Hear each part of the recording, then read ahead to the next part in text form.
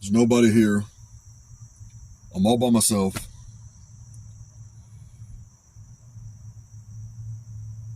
Let's make a short film. To take something that's in your head and bring it into reality. It's making what's not real, real. Making tangible that which is just a subjective idea. That's what filmmaking is all about to me.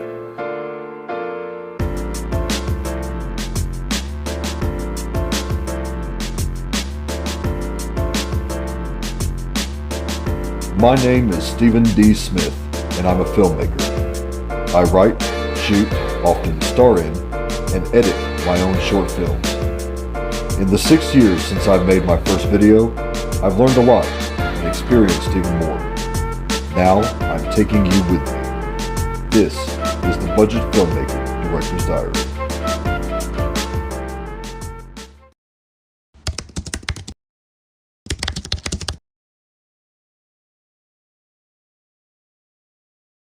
So you might have some great ideas and stories that you want to tell, but you've got no one to help you out, which means you've got no extra characters and you've got no film crew. So how do you make a short film all by yourself? Well, that's what this episode is going to be talking about today. First helpful tip is to tell a simple story. No 6, 7 characters. There are plenty of stories that you can tell that involve just one character, or some stories you can tell that involve no characters. Take Simon Horrocks' videos, for instance. He does excellent environment videos, and they tell a linear story. It's a very simple story. It's not anything complicated. It's no blockbuster, but he focuses more on shot composition and camera movement, and still makes something that's intriguing to look at, that's interesting to look at. The simplest and best way to write a story that only involves one character, something that you can do all by yourself, is going to be something that's not going to involve much dialogue. Of course, with Traffic Stop, I broke my own rule, but I knew going into it how I was going to set up the shots and how I was going to make it work. There are other exceptions to this rule also, so if you're talking to someone on the phone, you don't necessarily have to hear that other person on the phone. You could speak to somebody who's off screen, someone whose presence is implied. Another big issue with filming alone is timing. Try to tell some kind of a story that's maybe 5 minutes or less. You can still tell a compelling story that's interesting to look at in less than 5 minutes, easy. If you can do a story that's longer than that, that's perfectly acceptable.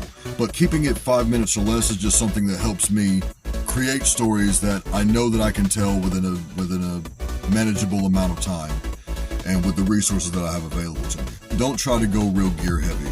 The one piece of gear that you're definitely going to want to make sure that you have is your tripod. If you don't have a tripod, that's cool too. You can still get awesome shots. Just be creative.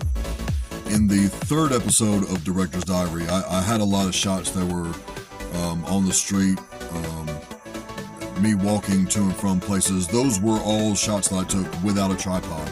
I just found creative places to set up the camera and position it in the way that I like to get the shot that I wanted, and that was that. And you can pretty much do that anywhere. Another helpful tip when you're filming alone is to make sure that you watch every take. You never really know what the camera is going to see. You may also find out that there was some kind of audio or visual problems or some type of framing issue or the phone moved. Always make sure that you watch every take, since there's not going to be anybody there monitoring the camera or monitoring audio when you're recording. You have to make sure that you get what you need when you're out there, so that way you don't have to go back out and do retakes and reshoots and everything else. In my film, A Summer Night's Breeze, I told a really simple story about a guy who was hot, who didn't want to be hot. He had conflicts in trying not to be hot, and then at the end, he finally resolved the story by going outside and being not hot by sitting in the breeze. That's an example of a really simple story that you can tell. You don't really need any help for that. It's easy to film something like that alone. There was no dialogue, and pretty much the whole thing was motivated by shot composition, scene order, and music. If you're still not sure about how to do your film all by yourself, there are other channels that do a way better job of explaining this and giving ideas than I do. D4 Darius has a video on the subject. Film Riot has a video on the subject. Simon Horrocks of course, is a guy who I think is absolutely brilliant. And again, he's a mobile filmmaker.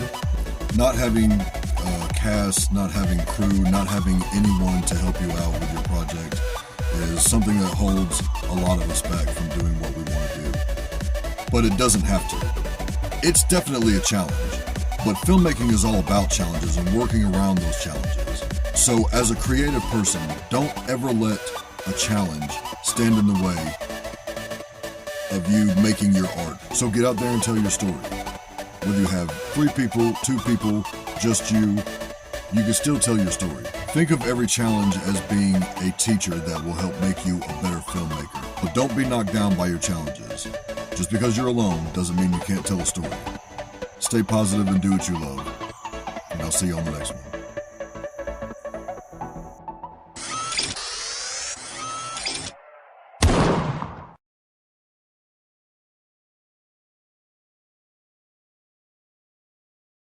So today we're going to talk about filming all by yourself. So today we're going to talk about filming by yourself and how to tell a story